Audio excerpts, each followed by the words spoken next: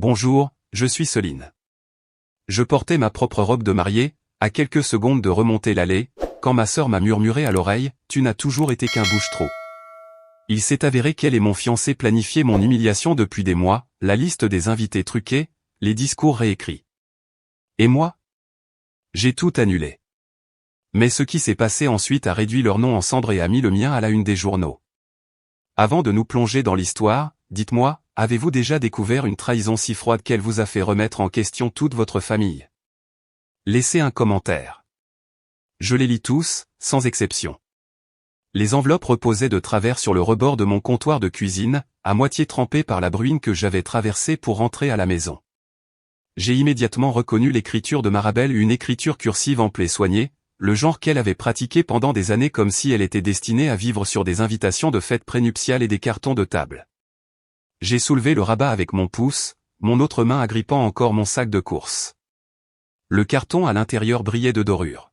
« Vous êtes invité, disait-il, dans une police trop élégante pour le moment dans lequel je me trouvais. Je l'ai retourné. La date, dans 2 semaines. Je me suis figé. Cela ne pouvait pas être exact. J'ai laissé tomber le sac par terre, les œufs s'entrechoquant dangereusement dans leur boîte. J'ai retourné l'enveloppe pour regarder le cachet de la poste, oblitéré jeudi dernier. Elle ne s'était pas perdue dans le courrier, elle avait été envoyée tard, intentionnellement. Ma poitrine s'est serrée, mais je n'ai pas pleuré. Je suis juste resté là, à fixer cette invitation parfaite et soignée, me sentant comme une invitée dans le souvenir de quelqu'un d'autre. J'avais aidé à organiser ce mariage. Ce n'était pas une aide spectaculaire. Il n'y avait pas de grands gestes, pas de grandes déclarations.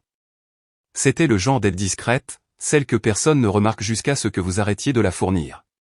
J'avais recherché des lieux, contacté des traiteurs, et même payé la compte initiale pour les fleurs quand Marabelle était entre 2 emplois.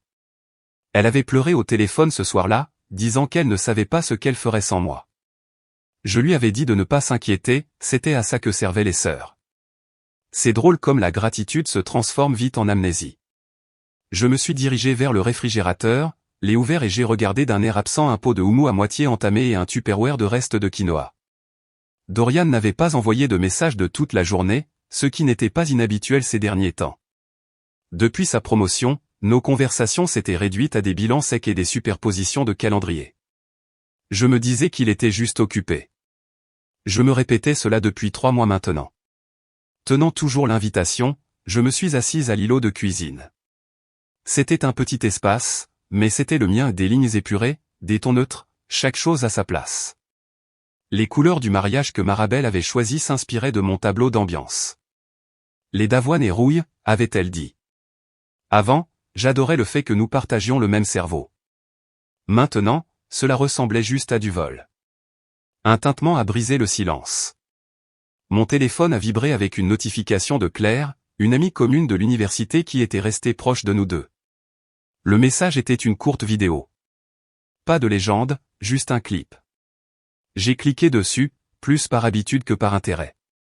L'écran montrait le dîner de répétition, un éclairage chaleureux, des gens en robe de lin, quelqu'un qui faisait teinter un verre. Puis Marabelle s'est levée, une flûte de champagne à la main, ses yeux brillants sous les guirlandes lumineuses. « Ah Céline », a-t-elle dit. La salle s'est tue. La bouche trop. Le parfait numéro d'échauffement avant le début du vrai spectacle. Des rires. Pas le genre poli. Le genre méchant, celui que l'on reconnaît même sans le son. Ma prise sur le téléphone s'est resserrée. J'ai rembobiné, les regardé encore et encore. Il n'y avait aucune excuse dans ses yeux, aucune plaisanterie derrière son sourire. Elle le pensait. Chaque mot. Pourtant, je ne l'ai pas appelé. Je n'ai pas crié. Je n'ai pas demandé d'explication. Je suis juste resté assise là et j'ai laissé l'humiliation s'infiltrer dans mes os comme une marée lente. Quand la vidéo s'est terminée, j'ai ouvert mon carnet de planification de mariage, celui avec la couverture en lin et le gaufrage floral. J'ai feuilleté page après page les budgets détaillés, les échantillons de couleurs et les calendriers. Et puis, lentement, délibérément, j'ai commencé à rayer des choses, une ligne à la fois. J'ai rayé les noms des fournisseurs, le plan de table, le tableau Pinterest soigneusement sélectionné. Puis j'ai fermé le livre et l'ai glissé dans un tiroir. Il était presque minuit quand j'ai ouvert le disque partagé en nuage de la famille photos, documents, souvenirs. J'ai sélectionné le dossier intitulé « Souvenirs de mariages familiaux ». Il contenait tout, de nos mariages d'enfance en tant que demoiselle d'honneur au scan du voile vintage de grand-mère. J'ai cliqué sur « Supprimer ». Le système a demandé « Êtes-vous sûr ?» J'ai cliqué sur « Oui ». Le ventilateur de l'ordinateur portable vrombissait faiblement en arrière-plan tandis que je refermais le couvercle. Mon appartement était silencieux, calme, mais mon esprit ne l'était pas. Je n'allais pas gâcher son grand jour. J'allais la laisser le faire elle-même. J'ai refermé lentement le couvercle de l'ordinateur portable ce soir-là, laissant la faible lumière de l'écran s'estomper dans la douce lueur de la lampe à côté de moi. L'appartement était silencieux, à l'exception du léger bourdonnement du réfrigérateur. Dorian n'était de nouveau pas rentré. Ces réunions tardives étaient devenues la norme depuis sa promotion. Je n'ai pas pris la peine d'appeler pour lui demander s'il avait mangé. Je savais que la réponse serait brève, froide, mécanique. Au lieu de cela, j'ai rouvert l'ordinateur portable et j'ai de nouveau fixé l'écran, cette fois en zoomant sur la liste numérique des invités que j'avais aidé à compiler il y a des mois, à l'époque où je croyais encore faire partie de quelque chose. Le tableur était propre, les confirmations de présence soigneusement classées par couleur. Sauf que maintenant, des noms manquaient. Ellie et Janine, mes colocataires d'université qui avaient répondu présentes juste après l'envoi des faire-part disparus. J'ai fait défiler plus bas. Des couples avec qui nous étions partis en vacances, d'anciens collègues qui avaient assisté à tous les barbecues de famille, même quelques amis de bridge de ma mère, celles qui me disaient toujours qu'elles étaient de l'équipe Soline après les crises d'adolescence de Marabelle. Aucune d'entre elles ne figurait plus sur la liste. J'ai cliqué pour ouvrir le brouillon en format PDF du programme imprimé. J'avais conçu la mise en page moi-même, crème et or rose, classique, d'une élégance sobre. Mon nom n'y figurait nulle part. Ni sous au cortège nuptial, ni sous remerciement à nos soutiens, pas même une ligne dans les remerciements. Autant dire que j'étais invisible. Et clairement, elle voulait que je sois effacé avant même que cela ne commence. Je n'allais pas pleurer. Cette partie de moi était partie depuis longtemps. Je me suis juste penché en arrière, les mains jointes, et j'ai chuchoté à personne en particulier, alors, voilà ce que je gagne à être utile. Le lendemain matin, j'ai attaché mes cheveux en un chignon bas, enfilé une douce robe portefeuille gris anthracite et me suis dirigé vers la salle de bal de l'hôtel. Plus que 5 jours avant le mariage. J'avais arrangé les contrats originaux du lieu, coordonné les heures de livraison des fleurs, et même négocié les frais syndicaux de l'équipe d'éclairage. Je connaissais ce bâtiment mieux que certains de leurs propres employés. Je suis entré, presse-papier à la main, mais la nouvelle coordinatrice, dans la mi-vingtaine avec des yeux avides, m'a toisé de haut en bas et a demandé « Vous êtes avec l'équipe de maquillage ?» J'ai cligné des yeux. Non, je suis. Peu importe. Je suis juste ici pour vérifier le plan de salle. Avant que j'aie pu finir, j'ai entendu le claquement sec de talons résonner derrière moi. Marabelle. Elle est entrée d'un pas léger, portant des lunettes de soleil surdimensionnées, une écharpe de créateur jetée négligemment autour de ses épaules comme si elle sortait tout droit d'une séance photo pour un magazine. Elle ne m'a même pas regardé au début, s'adressant simplement à la coordinatrice. « Ah, vous voilà. »« Ignorez-la » a-t-elle dit, inclinant légèrement la tête dans ma direction. « Ce n'est personne, juste une styliste ou quelque chose comme ça. » Puis elle a tourné légèrement la tête, croisant enfin mon regard. « Oh. Tu es encore là. » Il y a eu un long silence. La coordinatrice avait l'air confuse. Je n'ai rien dit, car que peut-on dire à sa propre sœur quand elle réécrit l'histoire de sa vie sans vous y inclure? J'ai reculé, plié le presse-papier et esquissé un sourire poli, juste assez pour lui faire croire que je m'en fichais. Vous avez tout sous contrôle, alors. Parfait. Et je suis parti. Pas avec colère, pas de manière spectaculaire. Simplement parti. J'ai marché 3 pâtés de maison jusqu'à un petit café près de Charles Street, j'ai commandé un cappuccino et j'ai attendu dans le coin du fond, regardant la crème se mélanger à l'expresso. Quelques minutes plus tard, Stella s'est glissée sur le siège en face de moi, les cheveux ébouriffés par le vent et le visage frais malgré le stress que je savais qu'elle subissait, jonglant entre ses études supérieures et ses emplois à temps partiel. Elle m'a regardé attentivement. « Ça va ?» J'ai hoché la tête. « Tu as toujours les fichiers de sauvegarde des contrats des fournisseurs ?» Elle a hésité juste une seconde avant de répondre. « Oui, tout est dans le dossier partagé. » Pourquoi? J'ai siroté mon café, soutenant son regard. Parce que je pourrais en avoir besoin. Et parce qu'il y a une version de la vérité qu'ils essaient d'effacer. Stella s'est penchée en avant, sa voix abaissée. Céline, j'ai entendu des choses. Des trucs de tante Nancy. Ils ont dit que tu étais trop autoritaire, que tu étais jalouse que Marabelle se marie la première. J'ai laissé échapper un petit rire, mais il était creux. Laisse-les parler. Stella a pris ma main. Tu ne méritais pas ça.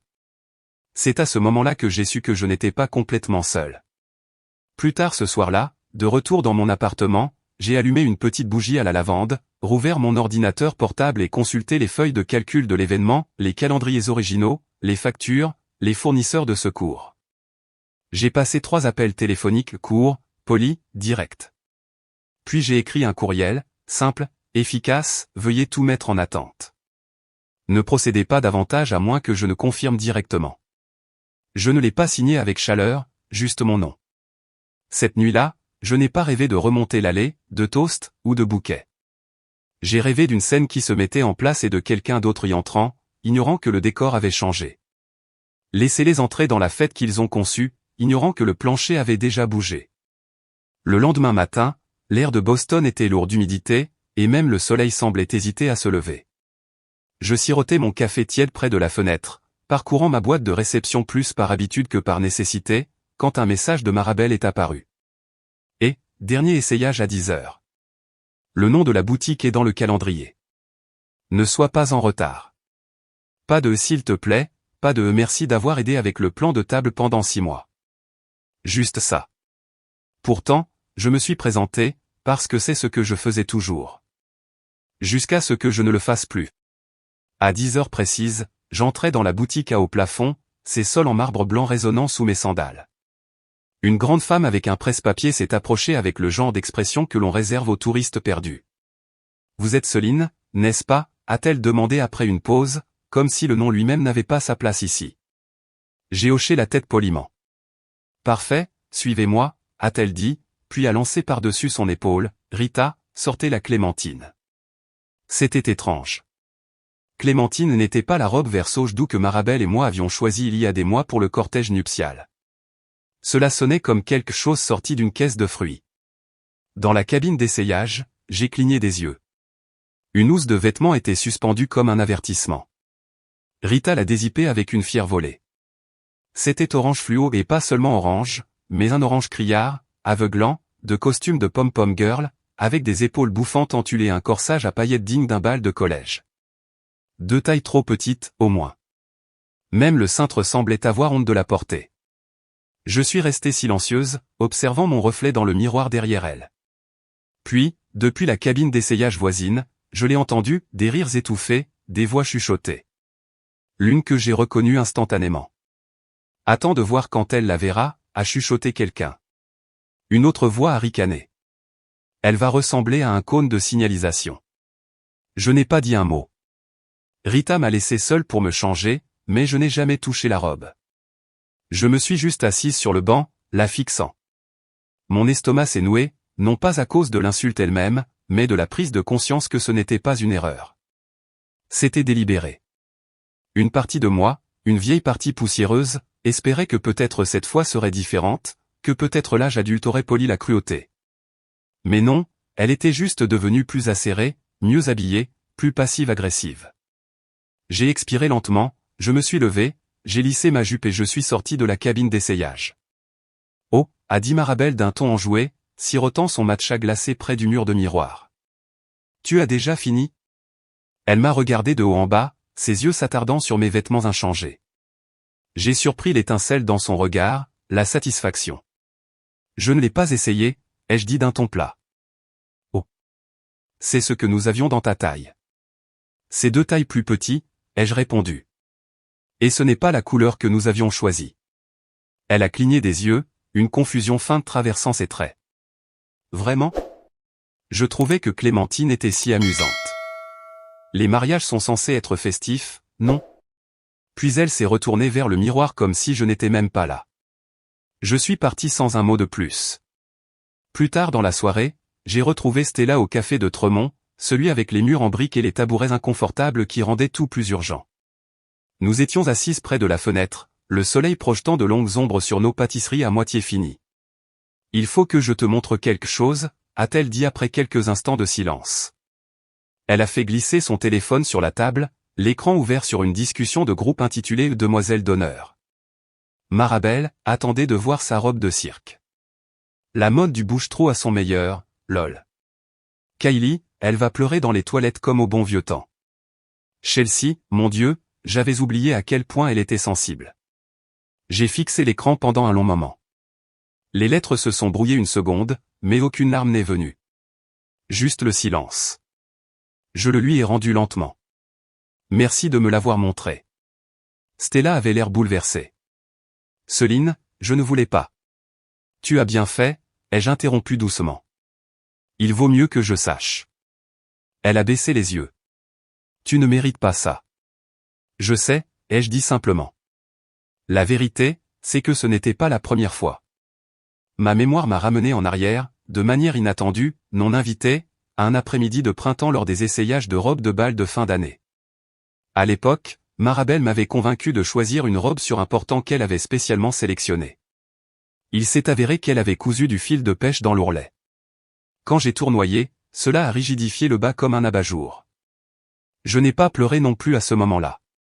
J'ai ri, j'ai fait comme si de rien n'était, j'ai dit à tout le monde que je trouvais ça drôle. Mais à l'intérieur, ce soir-là, j'ai quitté le bal plus tôt et j'ai regardé des rediffusions de Frasier sur le canapé avec mon père.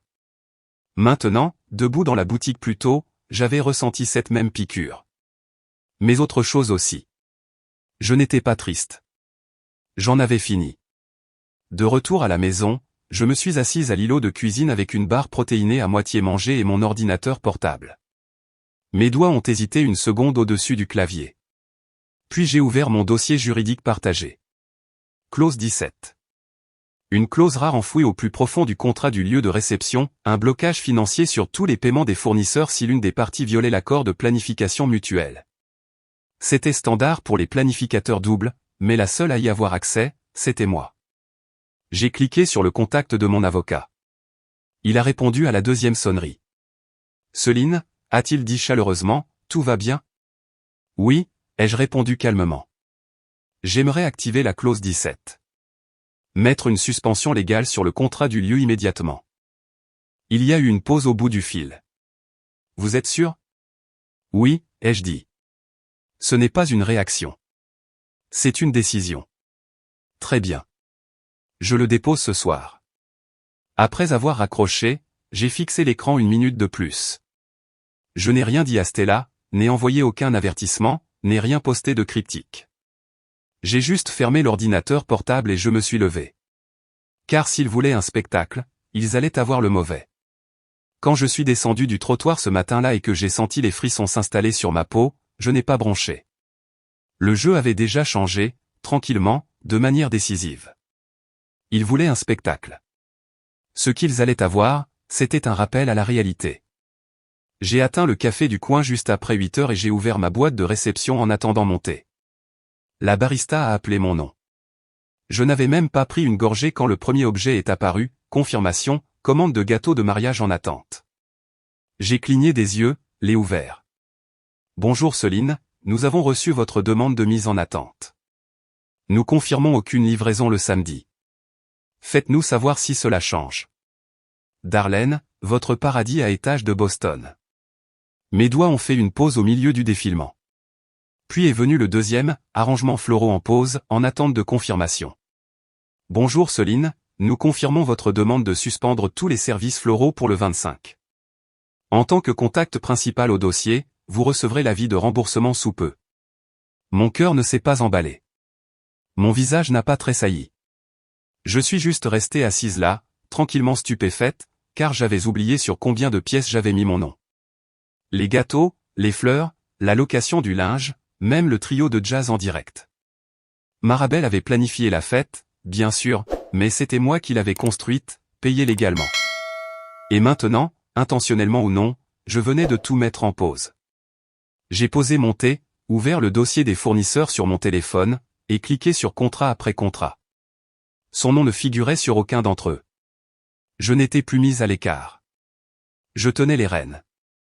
Juste au moment où cette pensée se formait, mon téléphone a de nouveau vibré. Stella. Céline, sa voix était basse, comme si elle venait de se disputer en chuchotant. Tu ne vas pas le croire. Dorian n'est pas rentré la nuit dernière.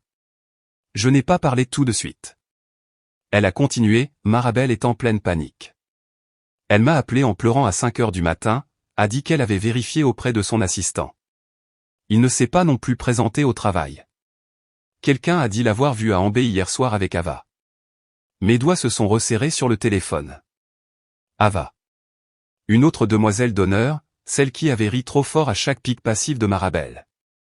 La même qui avait dit que je pleurerais dans les toilettes comme au bon vieux temps. Où est Marabelle maintenant? Chez elle, probablement en train d'appeler tous les hôtels de Boston. Elle m'a demandé si je l'avais vue. Je lui ai dit non. Puis elle a demandé si tu avais fait quelque chose. Quelque chose comme quoi, ai-je demandé sèchement. Tu la connais, a dit Stella. Quand les choses tournent mal, il faut bien que quelqu'un porte le chapeau. J'ai mis fin à l'appel, ouvert une vieille application que Dorian et moi utilisions quand nous voyagions séparément, localisation partagée. Je n'y avais pas touché depuis plus d'1 an, mais elle n'avait pas été supprimée non plus. Dernier signal, 23h17. Bar sur le toit de l'hôtel Elliott. Pas à la maison. Pas au bureau. Même pas proche. Je ne me suis pas senti blessé, pas cette fois. Car il ne s'agissait pas de son absence, il s'agissait de la personne avec qui il avait choisi d'être et de la facilité avec laquelle cela révélait que tout ce dont j'avais douté à mon sujet n'était jamais de ma faute. En début d'après-midi, je me suis retrouvé devant les portes vitrées du lieu du mariage. Pas d'entrée en grande pompe. Juste moi en jean, les cheveux en chignon, un dossier à la main. La réceptionniste a levé les yeux de son bureau. « Oh, Dieu merci », a-t-elle dit. « Vous êtes Céline, n'est-ce pas? Nous avons essayé de joindre quelqu'un. Vous êtes le contact principal au dossier pour samedi. » J'ai hoché lentement la tête. Nous avons eu du mal à confirmer le nombre final de convives ou à avoir des nouvelles. Le calendrier devient serré. Si vous êtes ici pour annuler, j'ai le formulaire prêt.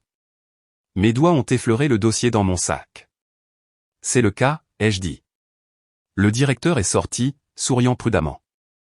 Si l'événement est annulé avec plus de 24 heures de préavis, les fonds reviennent au titulaire du contrat initial. C'est moi, ai-je dit. Elle m'a tendu l'accord.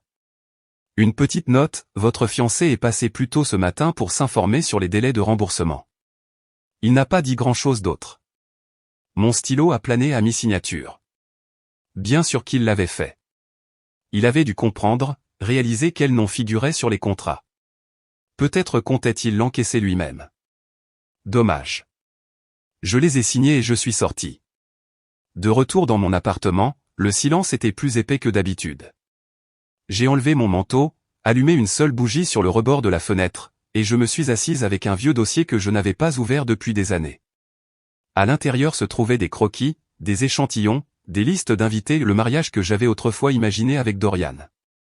Je les regardais non pas avec regret, mais avec quelque chose de plus lourd, de plus final. Je ne me sentais pas perdu. Je me sentais résolu. Je me suis levé, me suis dirigé vers mon bureau, j'ai ouvert un nouveau dossier sur mon ordinateur portable et je l'ai intitulé « Réinitialisation, juridique et émotionnelle ». À l'intérieur, j'ai collé les formulaires d'annulation scannés, ouvert un document avec le numéro de mon avocat, et tapé 3 mots, procédé avec tout. Pas de larmes, pas de discours. Juste le silence. Car j'avais déjà quitté la scène.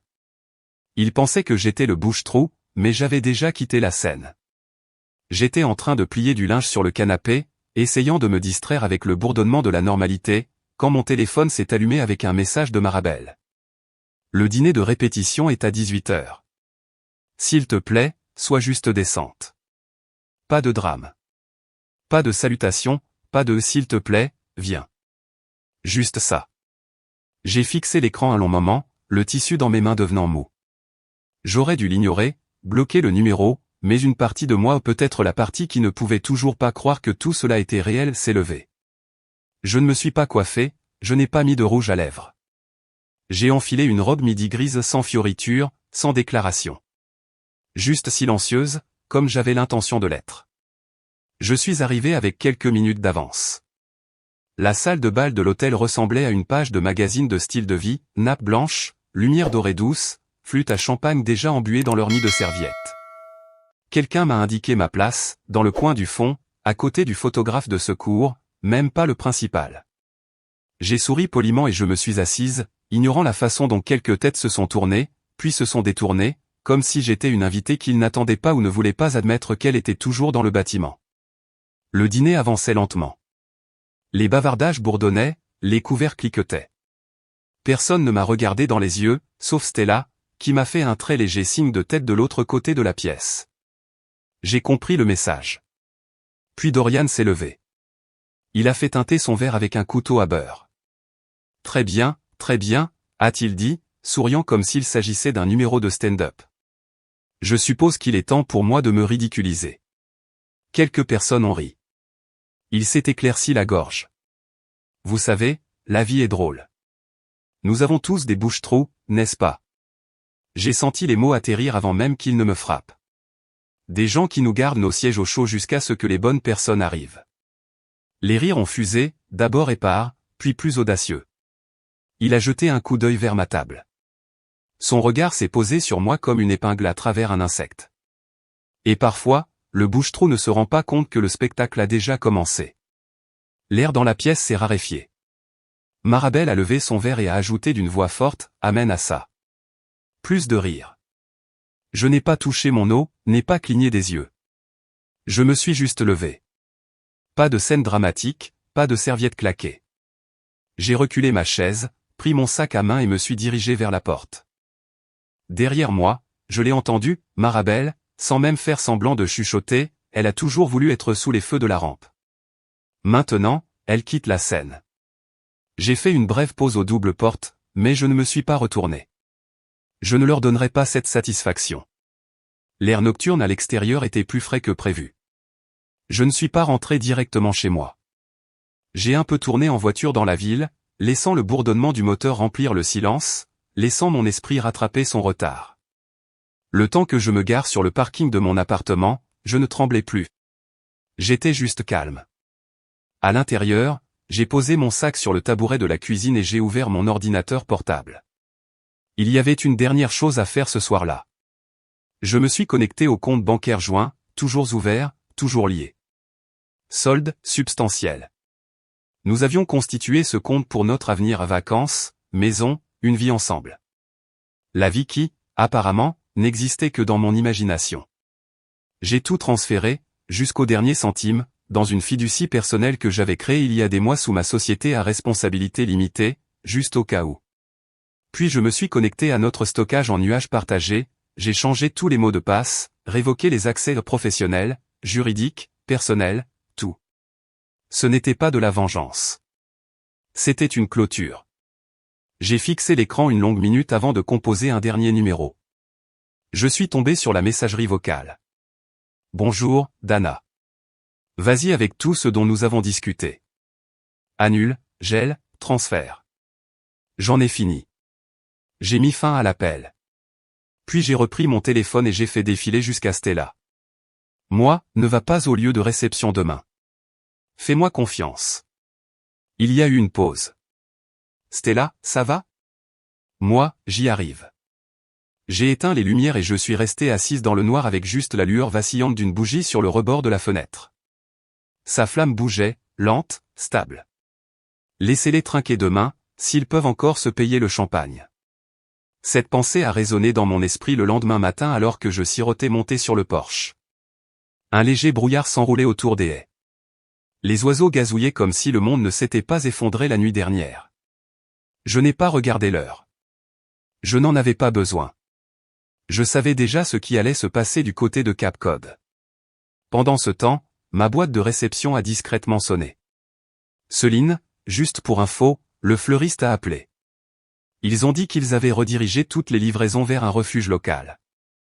Bonne initiative. C'était de mon assistante. Une autre notification, un reçu transféré de la confirmation d'annulation du lieu, horodaté il y a 36 heures. Chaque détail était bétonné. De l'autre côté de la côte, dans un lieu immaculé de Cap Cod flanqué de haies de roses blanches et de statues en marbre, des gens arrivaient en costumes impeccables et robes longues. Les voitures s'alignaient sur l'entrée en gravier, les talons claquaient contre la pierre, et les bouteilles de champagne refroidissaient dans des seaux en argent que personne n'ouvrirait. Il était 11h02 quand le premier signe de confusion s'est manifesté. Un homme d'âge moyen en smoking bleu marine a demandé au concierge « Excusez-moi, dans quelle salle de bal se trouve le mariage Wyatt Mendoza ?» Le directeur a cligné des yeux. « Je suis désolé, monsieur. Il n'y a aucun événement de ce nom au programme aujourd'hui. Il a été annulé il y a 2 jours. » Des hoquets de surprise, puis des murmures, puis des voix plus fortes. Quelqu'un a sorti son téléphone. « Impossible, je viens de confirmer cette invitation hier. » Une autre invitée, une femme en robe fourreau rose poudrée, a dit à voix basse, « J'espère que ce n'est pas une blague de mariage bizarre. J'ai pris l'avion depuis Chicago. » Et puis est arrivée la mariée. Marabelle, les cheveux sculptés comme une couverture de magazine, une robe en dentelle épousant chaque courbe, la mâchoire serrée dans une ligne tendue et furieuse alors qu'elle montait les marches en trombe. « Qu'est-ce que vous voulez dire par annuler ?» a-t-elle lancé sèchement au directeur. « Je suis terriblement désolé, madame. La réservation a été officiellement annulée. Nous avons traité l'annulation formelle. »« Où est Dorian ?» a-t-elle aboyé en se tournant vers sa mère. « Quelqu'un l'a-t-il vu ?» Mais le téléphone de Dorian, apparemment, était éteint depuis la nuit précédente. De retour à la maison, je suis rentré pour remplir ma tasse, le téléphone toujours posé face visible sur la table de la cuisine. Je ne vérifiais pas les messages, mais j'entendais les vibrations s'accumuler depuis la pièce voisine. À midi, ce n'étaient plus seulement les invités qui murmuraient confusément, c'étaient les fournisseurs. Le livreur de gâteaux est arrivé le premier, pour se faire dire que le lieu était fermé. Il a ouvert l'arrière de sa camionnette pour révéler une création à 3 étages avec des pivoines en sucre peinte à la main. Ils ont intérêt à payer pour ça, a-t-il dit à personne en particulier. Puis sont venus le fleuriste, puis le groupe, sans leur chanteur principal. La photographe de secours est arrivée avec 1 heure de retard et a refusé de décharger son matériel. Ils ne m'ont pas payé 1 centime, a-t-elle dit sèchement avant de retourner à sa voiture. L'effet boule de neige s'est produit. Les frais d'annulation ont commencé à s'accumuler. Le lieu a refusé les remboursements. L'ingénieur du son a exigé un paiement initial avant même de brancher un câble. Les invités déambulaient, vérifiant leur téléphone, chuchotant sur ce qui se passait. Puis, comme le point d'exclamation dont personne n'avait besoin, Dorian est enfin arrivé à la gueule de bois, chemise froissée, sans cravate, sans bague. « Qu'est-ce qui s'est passé, bordel ?» a-t-il marmonné alors que Marabelle courait vers lui, le visage rouge de colère. « Je pensais que tu t'occupais de ça » a-t-elle hurlé. « Tu n'as pas répondu à mes appels. Tu m'as laissé passer pour une idiote. » Leur dispute a explosé sur les marches en marbre. À moins de 3 mètres de là, un ami de la famille, l'un des anciens partenaires de golf de Dorian, a discrètement levé son téléphone et a appuyé sur enregistrer. « C'est irréel » a murmuré quelqu'un. L'une des demoiselles d'honneur s'est penchée et a dit « Où est Leia ?» Elle devait aider avec les vœux. Leia, la même femme avec qui Dorian avait été vu le mois dernier dans ce bar du centre-ville. Elle était introuvable. Et comme ça, un clip a fait surface sur le Facebook local, un plan large de Marabelle en train de crier, des invités l'air perdu, un gâteau à étage fondant à l'arrière d'une camionnette de livraison.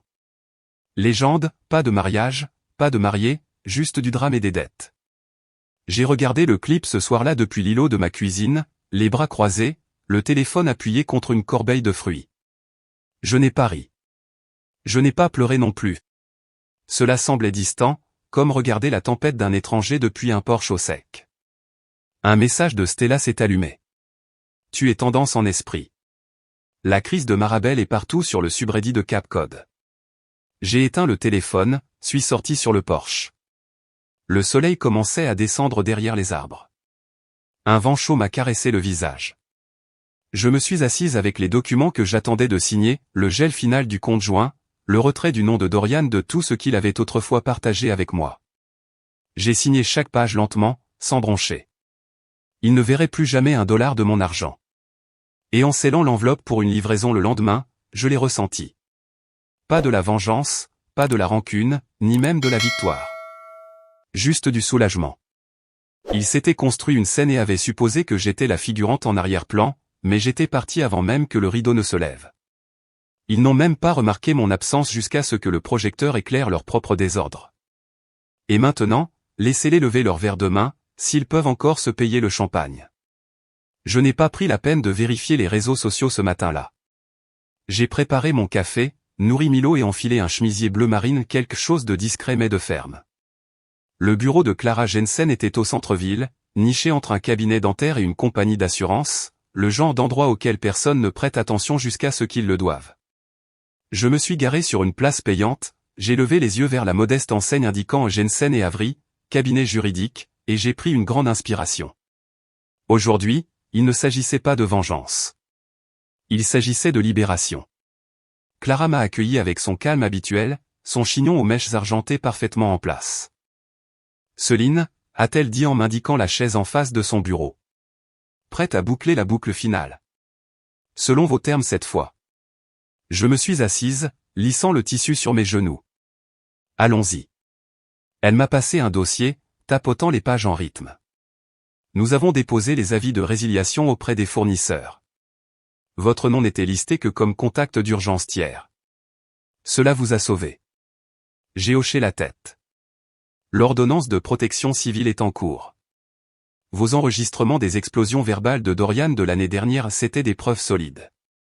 J'ai failli les supprimer. Mais vous ne l'avez pas fait, a-t-elle dit. Et maintenant, il parle pour vous. Elle a tourné une autre page. Quant à la fiducie, la vôtre, privée, reste intacte. Hermétique. Marabel et Dorian n'y ont jamais eu accès. Cette dernière phrase a atterri comme une douce expiration, la libération de quelque chose de lourd que je portais depuis trop longtemps. Clara a levé les yeux. Vous ne leur devez rien, Céline. Ni légalement, ni moralement. J'ai joint les mains. Alors finissons-en. Nous avons signé ce qui devait être signé. Chaque coup de stylo semblait être un morceau du passé qui se refermait sur lui-même. À midi, je retournais à ma voiture quand mon téléphone a vibré. Stella, il faut que tu entendes ça, a-t-elle dit sans dire bonjour. Marabel est enragée, elle appelle les gens, disant que tu as détruit sa vie. J'ai laissé échapper un petit rire. Et les gens la croient. Pas après que le clip de ce mariage désastreux soit devenu viral. Oh, et les fournisseurs ont commencé à partager leurs factures impayées en ligne. Un fleuriste a même posté, pas un pétale de rose de payé. C'est brutal. Je suis arrivé dans mon allée alors que Stella continuait de parler, mais je me suis arrêté quand j'ai vu une enveloppe crème sur mon seuil. Pas de timbre, pas de nom. J'ai quelque chose ici, lui ai-je dit. Je te rappelle. À l'intérieur, je me suis assise au comptoir de la cuisine et j'ai glissé délicatement un coupe-papier sous le seau. Une seule ligne, en écriture cursive penchée, tu seras toujours jalouse, même avec tes stupides tableurs. Je l'ai fixé. L'écriture était indubitable, le style à moitié hâtif de Marabel, essayant toujours trop fort d'être élégante. J'ai placé la note dans la déchiqueteuse sans un mot. Elle a bourdonné et l'a réduite en ruban. De retour en contrôle. Le lendemain matin, je me suis rendu au bureau du greffier du palais de justice. C'était la dernière étape, déposer la plainte. La femme derrière le comptoir portait des lunettes rondes et un cardigan parsemé de poils de chat. Elle m'a jeté un coup d'œil, professionnel mais pas froid. Raison de votre visite ? Dépôt d'une plainte civile. Dommages émotionnels, rupture de contrat verbal et restitution d'une bague de $12 000. Elle a hoché la tête et m'a passé les formulaires. Et autre chose ? Oui. Une mise en demeure pour diffamation en ligne. Elle a haussé un sourcil mais n'a pas commenté. Alors que je lui rendais la pile complétée, elle les a parcourus et a souri légèrement. Vous êtes en fait la 3e personne cette semaine à porter plainte contre Marabel et Dorian. J'ai cligné des yeux. Vraiment ? Oui. Un traiteur, une ancienne demoiselle d'honneur, et maintenant vous. Il y avait quelque chose de réconfortant là-dedans, comme si je n'étais pas la seule à m'être fait avoir et à avoir décidé que c'en était assez. Quand je suis rentré chez moi plus tard cet après-midi-là, le ciel commençait tout juste à s'assombrir. La pluie avait tapoté doucement contre les fenêtres toute la journée, comme si le monde se lavait. Je me suis préparé le dîner, le saumon, asperges, un peu de citron dessus. Simple, propre. J'ai allumé une bougie et l'ai posée sur la table, non pas pour le romantisme, ni pour la cérémonie, juste pour la chaleur. Puis j'ai plongé la main dans le tiroir de ma table de chevet et j'ai sorti un journal relié en cuir. La couverture était embossée de lettres dorées, chapitre 2. Je l'ai ouvert, j'ai passé la main sur la première page et je me suis laissé respirer dans le silence. Je ne me sentais plus en colère, ni vile non plus. Juste calme. Ils pouvaient se démener pour leurs excuses, leurs mensonges, leurs manœuvres sur les réseaux sociaux. Laissez-les faire. Parce que je n'ai pas brûlé les ponts, je les ai simplement laissés s'effondrer sous le poids de leurs mensonges. 3 mois passèrent dans une lente dérive de jours ordinaires. J'ai planté des herbes aromatiques dans ma jardinière de fenêtre. J'ai réorganisé l'étagère à épices. J'ai même appris à faire le rôti de ma grand-mère comme elle le faisait, à feu doux, avec du vin rouge, sans raccourci. C'est un jeudi après-midi que j'ai trouvé l'enveloppe dans ma boîte aux lettres. Papier crème, épais. Mon nom écrit dans une police qui essayait trop fort d'être élégante. Célébration familiale d'été, organisée par Marabelle et Dorian. Elle avait été réexpédiée de mon ancienne adresse, et ma cousine Hilary y avait collé un post-it rose fluo, si tu y vas, j'apporte du popcorn.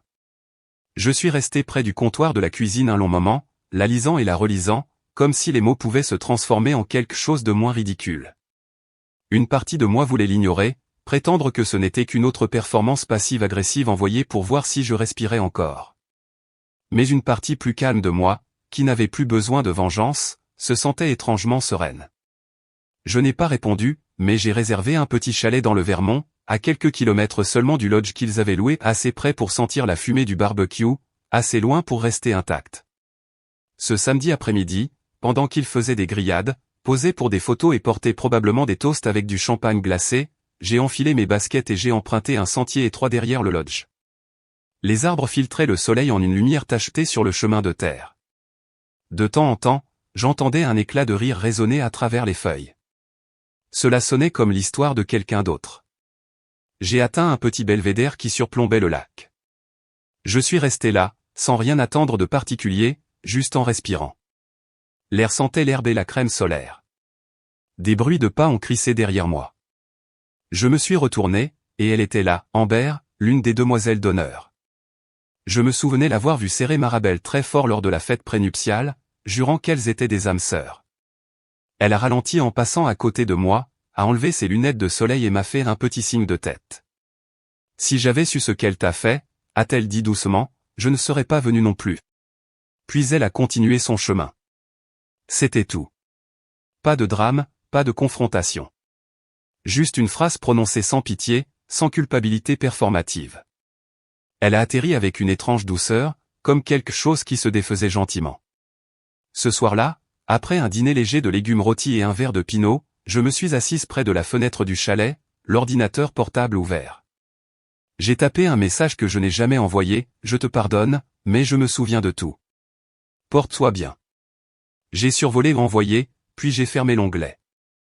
À la place, j'ai ouvert ma galerie de photos, j'ai choisi une simple photo de mes pieds au bord du lac l'eau calme, la lumière chaude.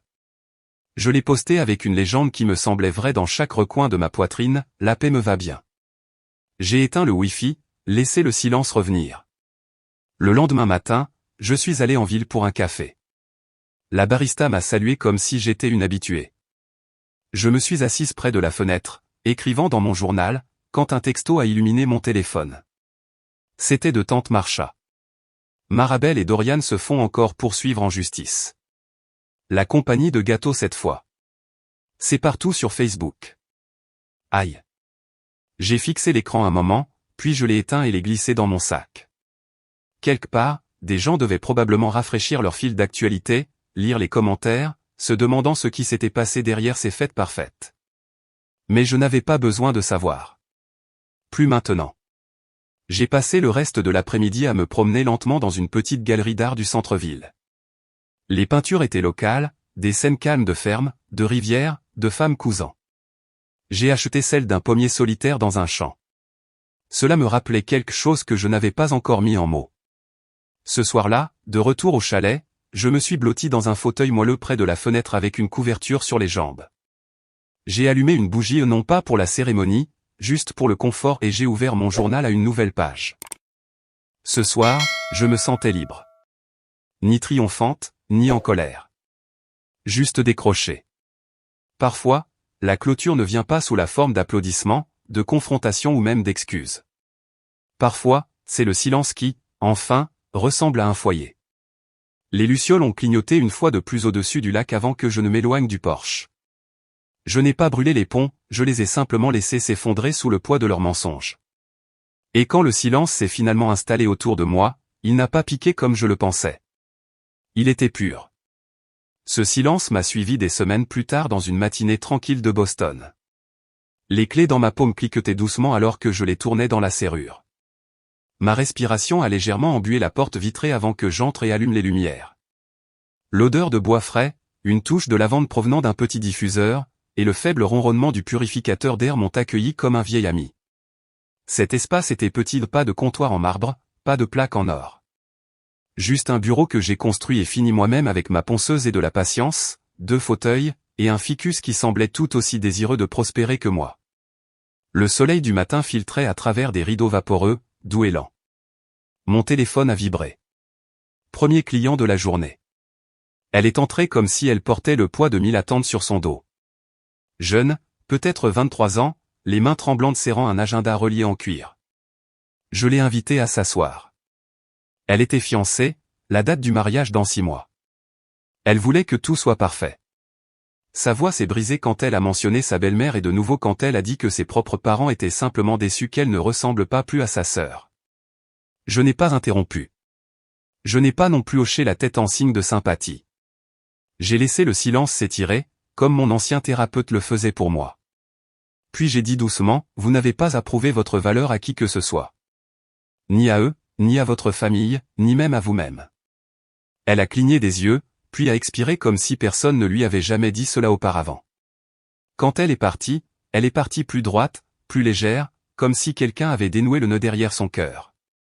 Je suis resté à la fenêtre un moment, observant les gens traverser le trottoir à l'extérieur, une mère avec 2 enfants, un barista livrant un café glacé à une voiture garée, un couple se disputant doucement mais se tenant toujours la main. La vie continuait sans scénario, sans public. De retour à mon bureau, j'ai finalement cliqué sur l'email que j'évitais. Objet, excuse. C'était de Marabelle. Tu ne méritais pas ça, j'étais jalouse, j'espère qu'un jour tu comprendras vraiment. Pas de ponctuation, pas de salutation. Juste ça. Je l'ai lu 2 fois. Je n'ai pas pleuré. Je n'ai pas maudit. Je ne me suis pas sentie vengée ou vindicative. Honnêtement, j'avais l'impression de lire une note que quelqu'un pourrait laisser sur un pare-brise, un regret griffonné à la hâte, pas une réparation. J'ai fermé l'onglet. Je ne l'ai pas supprimé. Je l'ai juste laissé. Cette expression, bouche-trou, avait vécu dans mes os plus longtemps qu'elle n'aurait dû. Je l'avais laissé me définir, la laisser s'infiltrer dans la façon dont je me tenais, dont j'entrais dans les pièces, dont je restais petite pour maintenir la paix. Mais maintenant, les mains libres et sans bague aux doigts, je pouvais la voir pour ce qu'elle était, de la projection. Dorian avait été le bouche-trou craintif, oubliable, désespéré d'être sous les feux de la rampe. J'avais juste été pratique à blâmer, un tampon. J'ai ouvert mon journal et j'ai écrit, si j'étais un bouche-trou, ce n'était que pour la vie que j'étais vraiment destiné à vivre. Et cette vie, elle se déroulait en ce moment même. J'ai préparé mon sac pour le déjeuner, pris mes lunettes de soleil et suis sorti. La brise du début de l'automne m'a caressé les joues.